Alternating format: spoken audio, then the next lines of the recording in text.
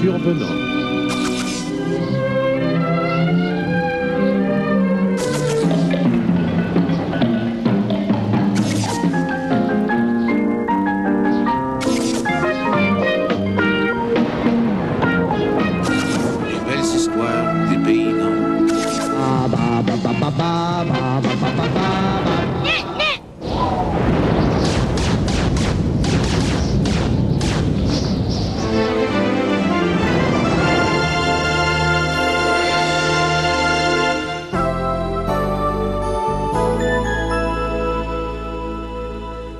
Bonsoir et bienvenue à ce dernier épisode de Restez à l'écoute, une série de 4 émissions qui rend hommage à cette institution nationale qu'est notre téléroman.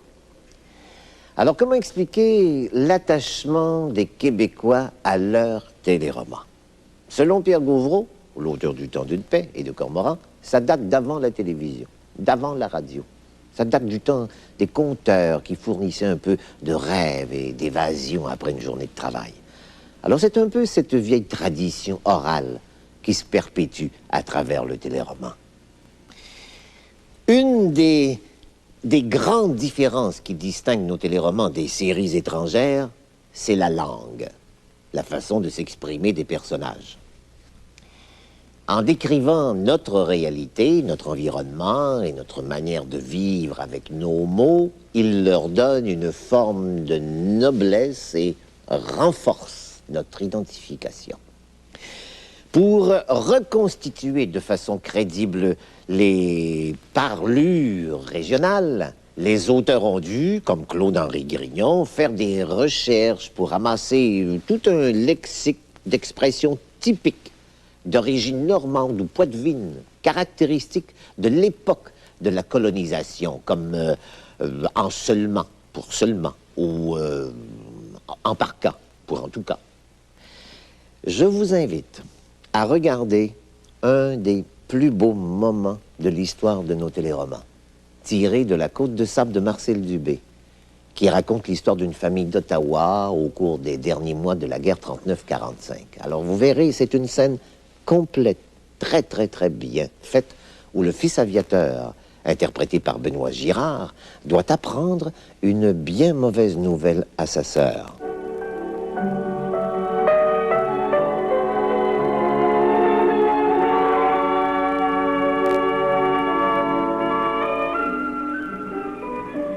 Il est mort.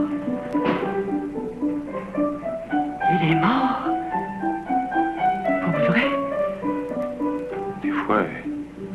Ils sont portés disparus jusqu'à ce qu'on les retrouve vivants. Pas Philippe. Il est sur la liste officielle des morts. Leur qui est, ses parents le savent. Ils n'ont pas téléphoné à Hélène? C'est beaucoup mieux. Ça aurait été encore plus pénible. Je vais m'en charger. Ce soir? Tout de suite. Tu serais pas mieux d'attendre demain? Elle joue. D'une manière ou d'une autre, il va falloir qu'elle l'apprenne. Elle se doute de rien. Une journée comme aujourd'hui. Donne-lui jusqu'à demain. Demain, ça va être encore plus terrible. Jamais je me suis douté que j'aurais à faire ça un jour. Quand le capitaine m'a fait venir, il savait que j'étais son meilleur ami. Jusqu'à la dernière seconde, jusqu'à ce que je voie le nom de Philippe sur la liste, je me suis douté de rien.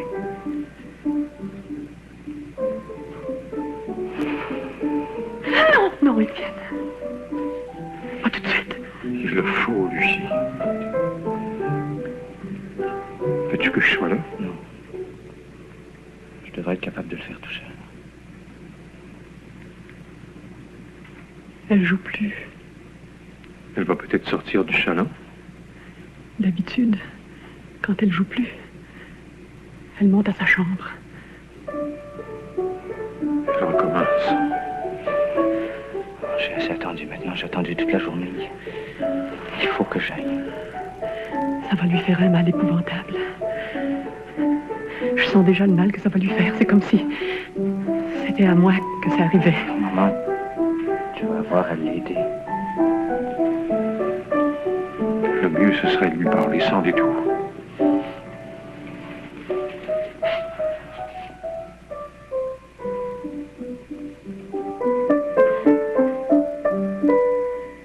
Étienne!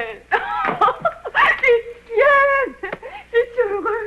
Es-tu heureux aujourd'hui? Oui, je suis heureux, je suis très heureux.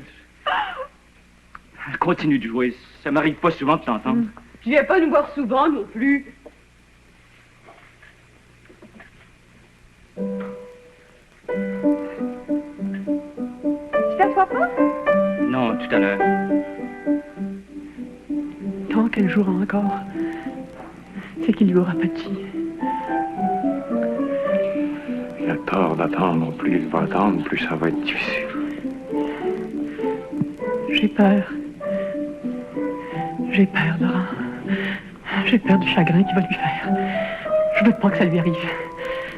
Elle est trop sensible. Elle va être trop malheureuse. C'était un trop beau jour. Un trop beau jour qui ne pouvait pas durer.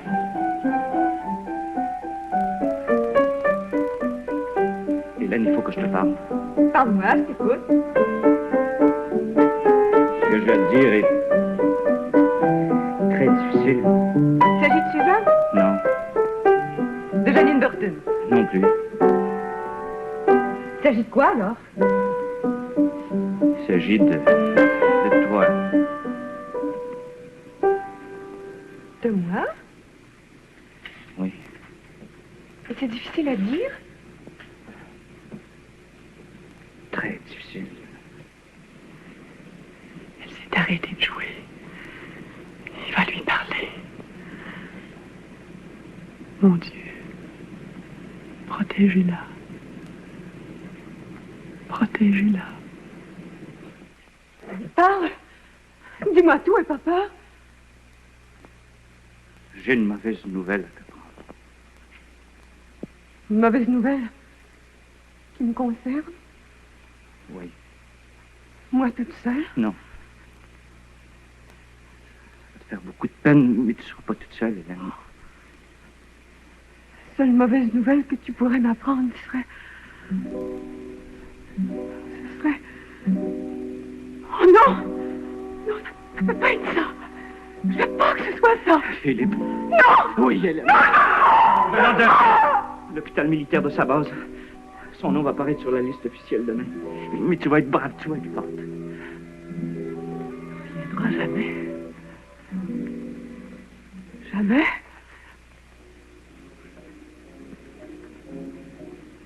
Jamais. Jamais. Qu'est-ce que ça va me donner de vivre alors? Qu'est-ce que ça va me donner? Tu es jeune, tu vas pouvoir encore être heureuse. Mais je veux pas être heureuse! Qu'est-ce que ça va me donner d'être heureuse sans lui? Je veux pas être heureuse! Tout ce que je voulais, c'est qu'il revienne! Jamais la vie! C'est l'amour la plus monstrueuse! La plus inutile que je connaisse! Oh!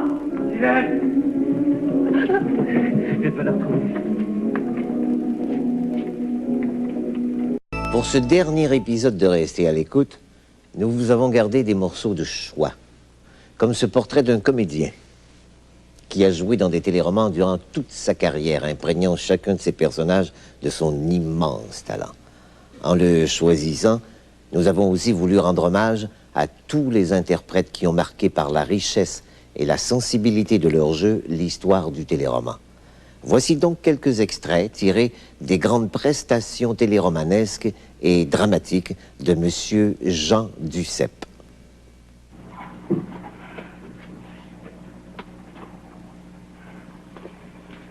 Oh, Mme Plouffe. Croyez-moi pas, moi j'ai peur. C'est la première fois de ma vie que j'ai peur.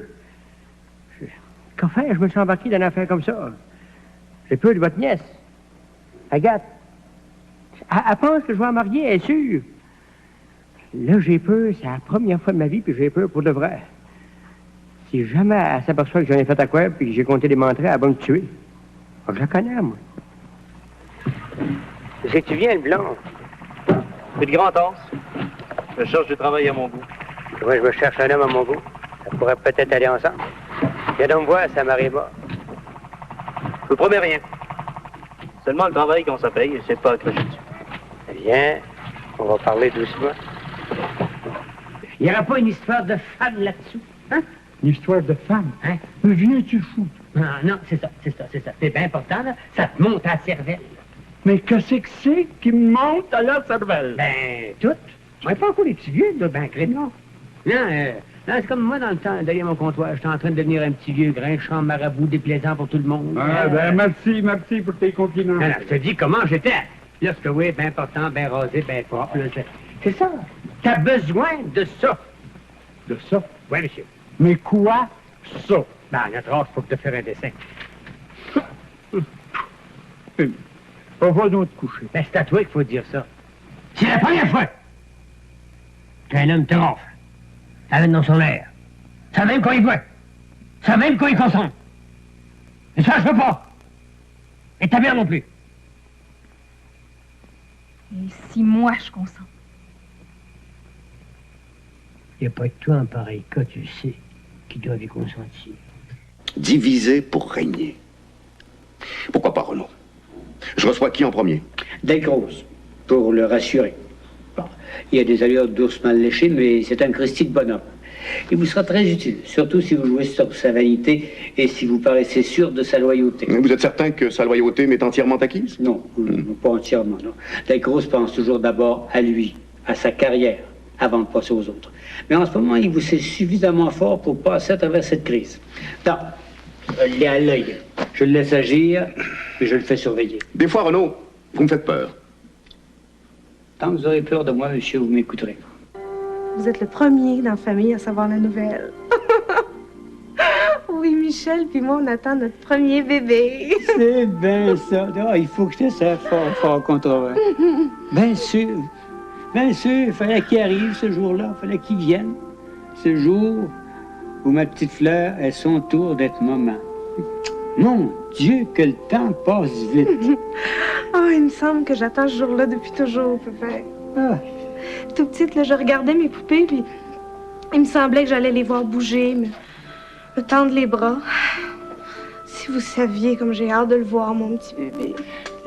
Bien sûr, hein, on peut jamais jurer du temps qui nous reste.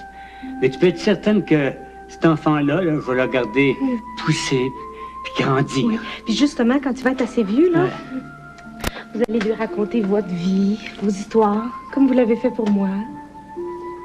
Je voudrais tellement que ce petit-là, oh, garçon ou fille, vous connaisse comme moi je vous ai connu.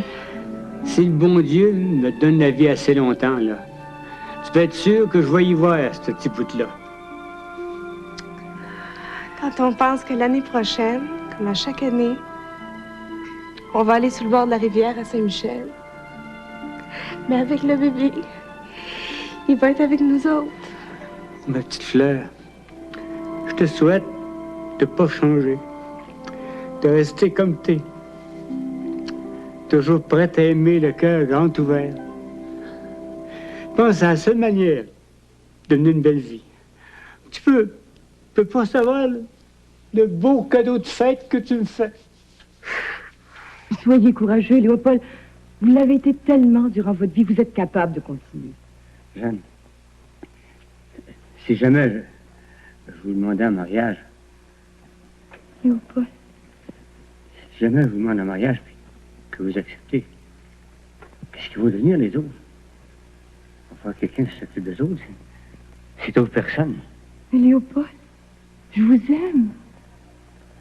Moi aussi, je vous aime, Jeanne. Je vous ai aimé la première fois que je vous ai parlé. Je suis un peu en tort, hein? La première fois, 37 ans. Passer ma jeunesse à vous attendre. Je ne regrette pas. Fermez vos yeux, Léopold. Vous avez plus 37 ans. Moi aussi, j'ai plus d'âge. On s'est rencontrés, puis on a rajeuni. On a 20 ans une autre fois. Oui, comme tous les amoureux du monde. À 20 ans, est-ce qu'on se sent coupable quand on est en amour? Vous ne pouvez plus être coupable. Vous en avez tant fait. Vous en avez tant fait. Jeanne, si c'est possible un jour, accepterez-vous de devenir ma femme? Ce sera possible, Léopold. J'accepterai d'être votre femme. Quand vous êtes là, j'ai confiance que quand vous êtes parti, si ça s'en va, c'est fini. Quand on sera mariés, je serai toujours près de vous. La vérité, c'est jamais bon à entendre. Moi, j'ai joué le jeu, le père. Le jeu de l'argent, celui que vous avez inventé, Gaston, et toi, celui que t'essayais d'apprendre à mon petit copain Raymond. Gaston, mon meilleur ami, mon seul ami. Lui, ici, à coup de couteau dans le dos pendant que je ne regardais pas. J'ai connu d'une tranchée, je n'ai dû sauver la vie. C'est avec lui que ma femme me trompait. Laissez-moi vous regarder. Laissez-moi regarder vos visages. C'est la première fois que je vous vois tel que vous êtes. Étienne a eu raison de mourir avant d'être complètement écœuré. C'est ça! C'est ça, ma famille! C'est ça le résultat de ton mariage, Marco? C'est pour ça qu'on a uni nos vies à 20 ans? C'est ça que m'a conduit l'amour que j'avais pour toi? On te renvoie ton image, William. T'as toujours dit que ta vie était une réussite. Je m'apercevoir que j'ai gaspillé pour une famille de tricheurs. C'est tout ce que vous savez faire, tricher. Allez-vous-en! Disparaissez de ma vue! Allez camper où vous voudrez! Je vous maudis tous! Venez, on va le laisser seul. Demain, il aura retrouvé ses esprits.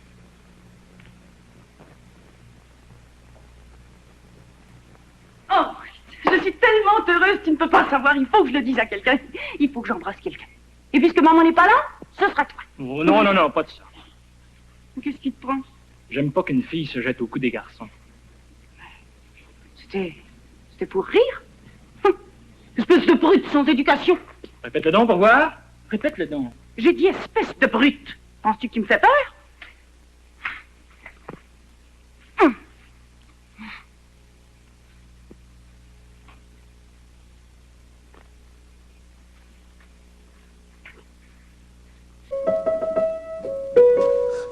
Petits enfants, jouez dans la prairie, sentez, sentez le doux parfum des fleurs. Les personnes âgées, les grands-pères et les grands-mères ont laissé un souvenir inoubliable dans le grand album de famille des téléromans.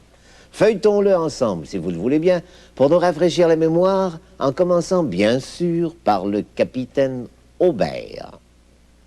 Ces trois filles, il se trouve à être mes petites filles, que je déteste. Anne. C'est quoi? Clémence. Innocent. Fabienne. Hein? Farouche, celle-là. Oh, je la donc pas. Sylvette Paillero. Bonjour, monsieur. On a recueilli ça à des rives sur le fleuve tout le beau matin. Grand-père? Grand-père? Memère Bouchard. Rosanna, ton garçon, il a toujours jeunesse un petit brin, hein? Une veillée par en haut, une veillée par en bas, mais jamais rien de sérieux, c'est vrai? Oui, oui, c'est vrai. Ben, c'est bien ce que je pensais, c'est vrai. Mais là, peut-être bien qu'il a trouvé plus à son goût, hein? Puis c'est pas à ton désavantage, ma fille, que Lionel se trouve une femme dans la paroisse, hein? C'est bien mieux, là, que si c'était un étrange qui restait de l'autre bord du fleuve. Ou ben donc, dans les îles. Ou ben donc, à Québec. Me suis-tu, cher? Tiré des belles histoires des pays d'en haut, le quêteux honorable Jambe de Bois. On va modérer vos transports, Pérovide. Ouais, ben moi, on va vous dire en pleine face, moi, que c'est grâce à Séraphin si vous avez le droit de quêter dans le comté, puis qu'à part de ça, si vous êtes tout seul de quêteux. Oh, c'est le bout. C'est le bout des bouts. Vous insulterez pas un quêteur honorable comme moi.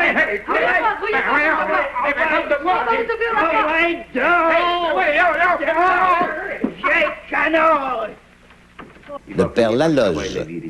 Tu te marieras. Je te l'ai promis. J'ai donné mon consentement. Mais pourquoi j'ai fait d'abord quand cours hier soir, vous m'avez demandé de recevoir Séraphin les bonsoirs? Je disais ça de même. T'es bien libre de pas le recevoir.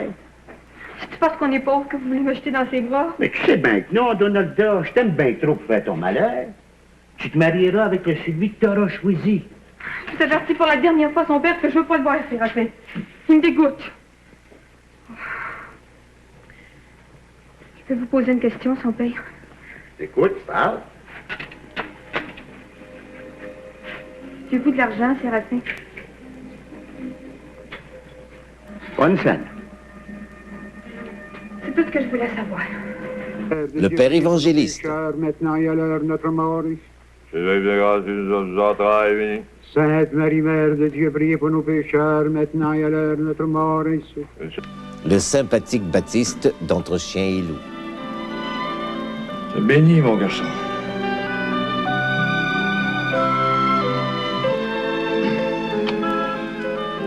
Merci bien.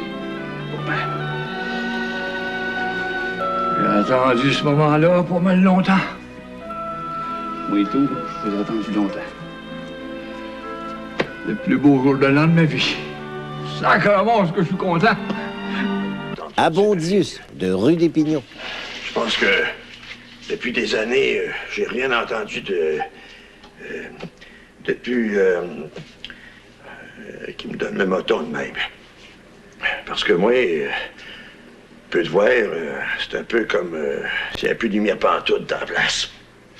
Ça prend bien une journée comme aujourd'hui pour se faire des déclarations d'amour, hein? Le survenant nous a donné le père Didas et la grosse madame. Bien sûr de ce que vous avancez là? Bien sûr. Tout ce qu'il y a de plus sûr. Regardez-moi comme il faut. Je vous regarde. Si jamais j'apprends que vous le protégez, que vous le cachez, alors que vous me cachez, vous savez qui pourrait être, vous ne le verrez plus. Jamais de ma vie. Jacob Salvaille et Gros Gras. Oui, Jacob, tu chantes pas? Chanter? Le coq? Quand mon heure soit venue. Ben, dans le temps, tu chantais. Je ne donnerai pas, ma fille, un petit. Ouais. En tout cas, ma fille aura tout ce qu'il lui faudra. À fois, comme on dit, sans comparaison, grillé de babiche puis de boutons. Sans parler du fil Dalton. L'oncle Zéphyr et la cousine du pot au beurre. Je parlais de vos fréquentations. Je comprends pas. Allez-vous vous décider, oui, à vous marier? Oh, ben, l'été, c'est quasiment pas marquable. On sait bien. Églantine, la pompe à stime. C'est entre les deux, mon cœur balance, laquelle aura la préférence. Non, Béline, voyons. Attendons à l'automne. C'est beau l'automne, et puis le temps est plus frais. Puis à part ça, votre maison sera pas louée. Et puis, votre terre sera avant. Oh, Zéphyr. Qui est devenue ma mère, dans quelle famille? Ouais, c'est moi qui te soigne. Et puis j'ai décidé de te mettre une couenne de l'or sur ton entorse. Puis je m'en vais te la guérir, puis ça prendra pas goût de tinette. Tiens. Regarde-moi ça, c'est belle. Ben oui, mais le docteur a dit, lui... Le docteur, il connaît ça rien, le docteur. Là, monte ton pied. Bernard! Donne ton pied! Non, la Bernard! Je te dis qu'une couenne de l'or, ça va te faire du bien. Tu vas pouvoir avoir les deux pieds dans tes bottines, puis ouche, dehors! Ben oui, mais j'ai déjà un pansement, là, ça va faire! Chicote pas comme ça! Hey, Bernard! Elle viendra pas, t'as pas besoin de l'appeler, elle est en haut. J'ai donné son congé, là. Elle est en haut avec les enfants. Elle est à moitié folle avec toi dans la maison. Oh, on est seuls tous les deux. Oui, mon garçon. On est seuls tous les deux. Sans oublier, en terminant, notre bon vieux grand-papa. Je veux que vous cessiez de me traiter en pauvre papa. Vous êtes mieux sans nous? J'ai pas dit ça. J'ai dit que je m'arrangeais bien, tout seul. Mieux que je faisais. Ah, OK, on viendra plus vous déranger. T'aurais dû le faire, ton côté classique, hein? Je t'ai dit que je suis capable de vivre tout seul dans ma maison. Je n'ai pas dit que je voulais plus vous voir. Comprends-tu, là? Ah, je comprends. Mais j'ai organisé un petit trait de vie, hein? J'ai mes petites habitudes. Je vais faire mon petit marché, je fais mon petit lavage, je fais mon petit ménage, je vais faire mon petit jardin, là. Ouais. Petite vie. Quand j'additionne mes petits plaisirs, mon garçon, ça finit par faire une grosse vie. Je suis pas un pauvre papa. Ce soir, je vais percer pour vous le grand mystère de la maladie de Maman Plouffe. Reportons-nous en décembre 1958. Les réalisateurs de Radio-Canada déclenchent une grève générale illimitée. À la mi-mars, 3 mois plus tard, après un dur conflit, les partis finissent par s'entendre et les choses rentrent dans l'ordre. Comment reprendre le cours de la vie de la famille Plouffe? Comment justifier le temps écoulé depuis le début de la grève? Roger Lemelin a eu une idée géniale, l'amnésie de Maman Plouffe. Je ne vous en dis pas plus long. Et je vous laisse regarder la scène de dénouement de cet épisode où Maman Plouffe retrouve enfin ses esprits. Non, maman, regardez. Soyez tranquille, voyons. Victoire, elle ouvre les yeux. Ah, il semblait aussi. Ça ne pouvait pas arriver une affaire de même. Maman, là, il fait... C'est moi, Ovid, maman. Oh, cher Judith, t'es revenu de Paris. Elle me reconnaît! Oh, maman. Maman. Ah, Topile! Voyons! Guillaume! Oui, maman. Là, oui, c'est... Nous en maman! Vous êtes à l'hôpital, maman? Et puis vous êtes guéri.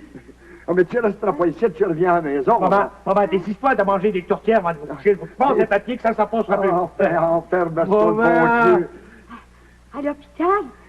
La veille du jour de l'an? Non, maman, parlez pas, ça va vous fatiguer. Je vais vous expliquer. Nous sommes le 18 mars. Le 18 mars? Oui, mais parlez pas. Hein. Vous avez eu une indigestion tellement grave qu'on a dû vous transporter à l'hôpital. Tellement grave que vous en avez perdu la mémoire. Et maintenant, vous êtes guéri. Oui. Le 18 mars? Oui, maman. Mais c'est rien pour cette grave, maman. Tout le monde est correct. Ouais. Maman, on a travaillé à boutique comme des monstres. Hey, maman, Onésime, il s'est conduit comme un homme. Ben, fier de lui. Puis ta maison, là, elle était tenue par notre petite Claude. Tu vas la trouver propre comme un soin. Ouais. Et puis, toi, Ovid? Je partirai plus jamais, maman. Oh. Tu reviens à la maison, tu te fais t'asseoir, maman. Oh. Le 18 mars. Ben oui, maman, le 18 mars, c'est pas la semaine prochaine. C'est trop, je suis content. Je t'allais traîner un nouveau chapeau, là. Le 18 mars. Ah ben oui. Mais j'ai manqué tous mes programmes de télévision. Ben non, maman, il n'y en a pas eu. Il n'y en a pas eu. Il n'y en a pas eu, maman. La télévision vous a attendu.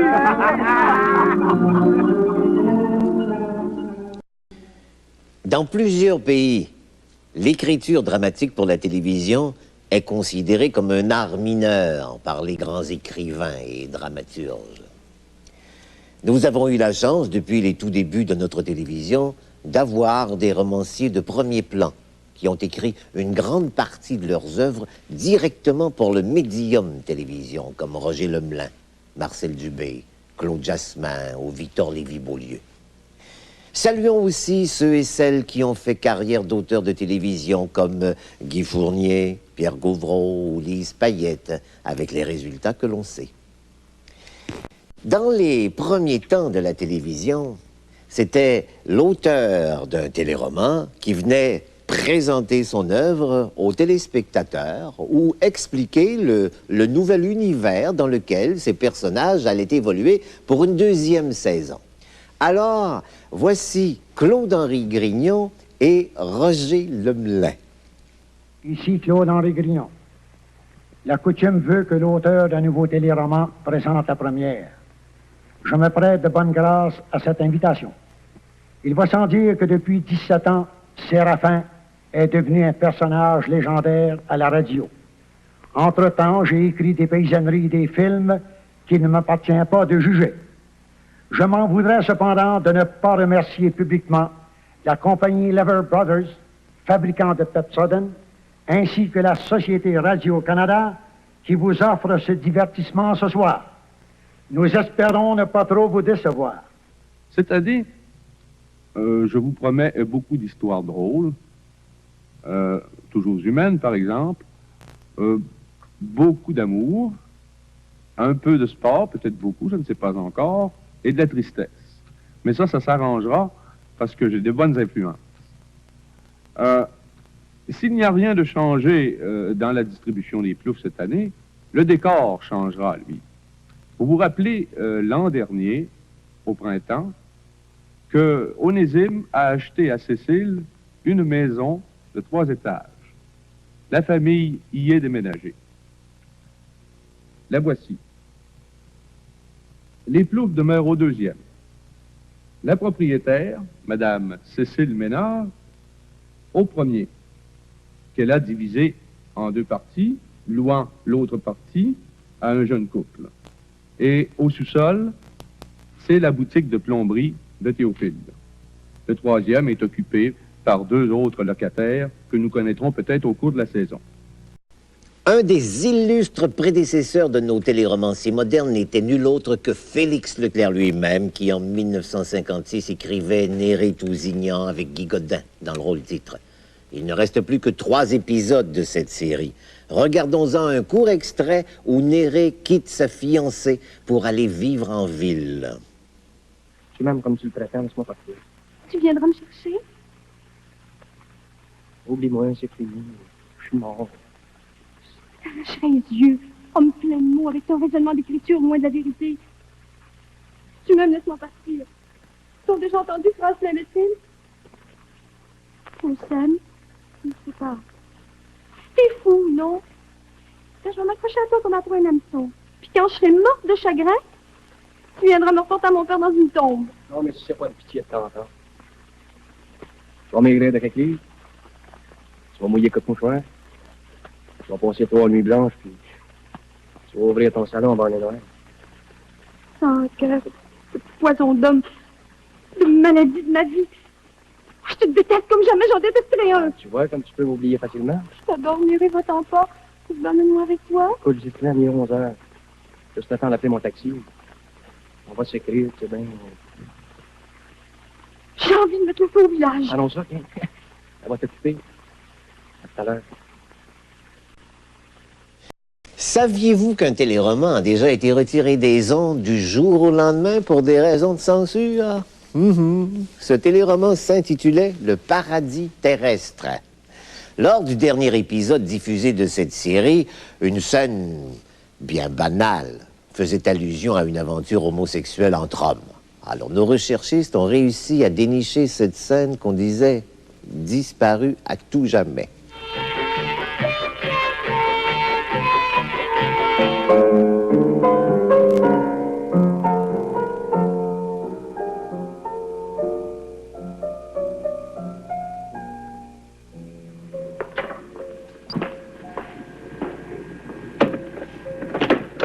Tu descends à la piscine ce soir? Oui, je pense bien. Je donnerai le signal. Tu n'entres pas un moment? C'est bien que c'est dangereux. C'est pour le livre que tu m'as demandé. Tu l'as trouvé? Ce matin. C'est bon, mais un instant seulement. Les commanditaires ont de tout temps joué un rôle important dans le téléroman. Ce sont eux, entre autres, qui ont insisté pour que Les Belles Histoires durent une saison de plus que prévu par Radio-Canada. Au début de la télévision, les commerciaux étaient intégrés dans les téléromans et joués en direct par les comédiens comme n'importe quelle autre scène. Alors voici un commercial Players, mettant en vedette Napoléon Plouffe qui rend visite à son marchand du coin, joué par Yves Les Tourneaux. Alors la scène se passe la veille du retour d'Europe de son frère Ovide. Vous savez, je suis pressé de ton mois de service. Qu'est-ce que t'es? Tu es pressé tout d'un coup, mon Napoléon, non? Je voudrais que tu m'aides à trouver un cadeau pour mon petit frère. Comment ça, non? Il revient d'Europe demain, tu vois pas que tu le sais pas. Non. Ouais. Comme ça, un cadeau pour le retour de vide. Ouais. Mon Dieu, c'est bien simple. Tiens, regarde, droit devant toi. Ben oui, des players, évidemment. Évidemment, ouais. Ben oui, ben tu connais ton frère Ovide, tu sais ce que ça veut dire pour lui, des players. Hein, mon vieux? Ouais. Rien qu'en voyant le nom de players, il va être encore plus heureux de revenir chez lui, tu vas voir. Tu tombes juste, là. Avec les players, on tombe juste à tout coup, mon vieux. Un homme qui fume les players, rien ne peut lui faire plus plaisir que d'en recevoir en cadeau, parce que c'est sa cigarette préférée. C'est la plus douce, la plus savoureuse, quoi. Ouais. T'as du génie, toi. Du génie. Ben oui. Génie. Hey, comment tu penses ça va en prendre de PACAP pour faire un beau cadeau, là? Ouais, un retour d'Europe, mon vieux, ça commence à être du monde. Ça, moi, sais-tu, je te suggérerais, attends un petit peu, le carton alumifoil de 10 paquets de players. Regarde-moi donc ça, il est quasiment empaqueté comme un vrai cadeau. Oui, absolument. C'est pas tout, tiens, regarde. Pour l'ouvrir, la tire la tirette ici. Là. Ouais. Et puis, ensuite de ça, comme ça, tiens. Hey, tu sors ton paquet de players. Comme ça. Ouais. Et c'est pas tout. Tiens, regarde. Tu refermes l'enveloppe alumifoil sur les autres paquets. Comme ça. Tiens. C'est simple. Un beau cadeau pour un Canadien qui revient de l'autre bord. Oh oui, mais pour toutes les occasions aussi, mon Napoléon. Ouais. La Players, c'est un cadeau apprécié en tout temps, parce que la qualité de la Players est toujours parfaite, mon Dieu. Bon, attends un petit peu, je te donne ton carton alumifoil de 10 paquets. Nous avons vu Yves Les Tourneaux vanter abondamment les mérites du tabac, tantôt. Une série comme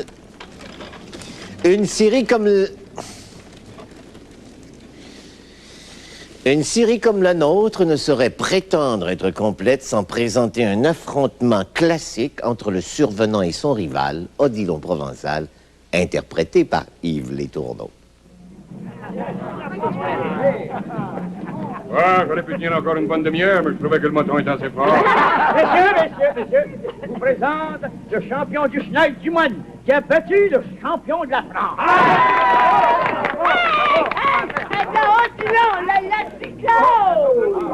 Là, c'est ça. Champion du Schneid du Moine, c'est pas le survenant, c'est moi. Odilon, faut pas le coup.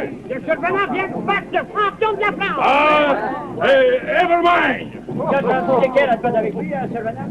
Et comment? Oui, mais pas ici, pas ici. Allez, pas dans. Attends, allez, c'est les prêts! C'est les prêts, c'est la France de terre!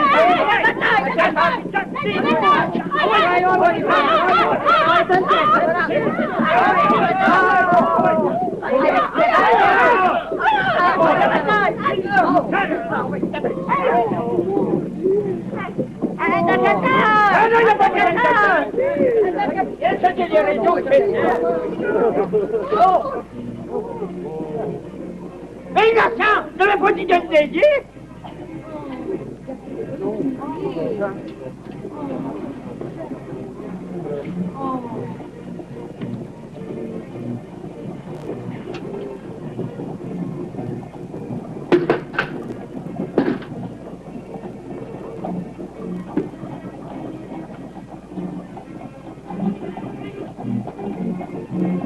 Survenant dans tout ça, là. Survenant? Viens de voir partir avec la gypsy. Oui, soit-tu encore échappé? Après avoir joué le survenant durant quelques saisons, Jean Coutu créa un personnage merveilleux et tendre qui était aux antipodes du grand dieu des routes. Voici le générique d'ouverture du Petit Monde de Gédéon, mettant en vedette Timée. Si mécanique, godon d'or pour l'épinette, je m'en vais bûcher tabarouette. Fleur au chapeau, puis le cœur tout en risette, je m'en vais rêver tabarouette. Je suis pas capable de faire la révérence, la vie de salon, ben ça m'embête. Pour m'a dit qu'avec de la chance, je me caserais peut-être avant les fêtes. Si mécanique, godon d'or pour l'épinette, je m'en vais bûcher tabarouette. Fleur au chapeau, puis le cœur tout en risette, je m'en vais rêver tabarouette. Nous saurions terminer cette célébration de nos téléromans sans vous offrir un bouquet des images les plus émouvantes des plus beaux moments. Sur une musique de Daniel Pichet, voici un dernier montage qui se veut une sorte de feu d'artifice de souvenirs et d'émotions.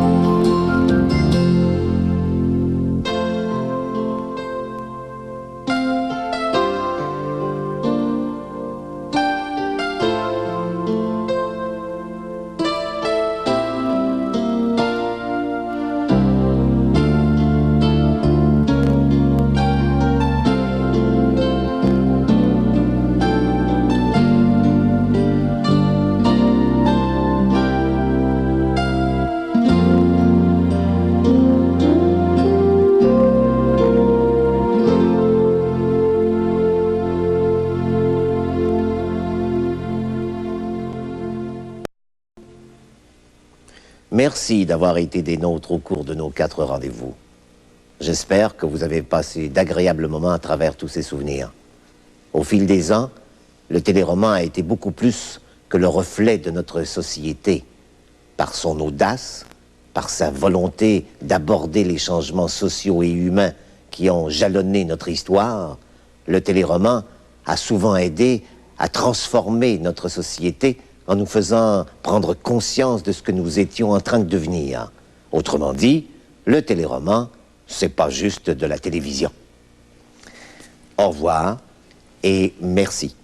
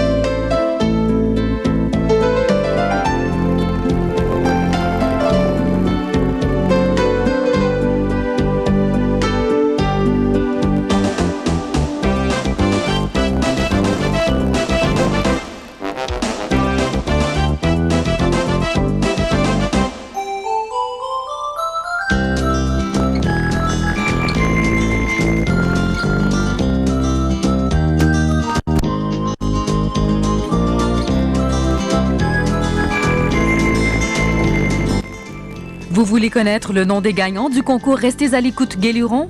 Alors nous vous invitons à regarder la dernière émission de Jamais 200 Toi le lundi 7 décembre. Tous les noms des gagnants vous seront communiqués.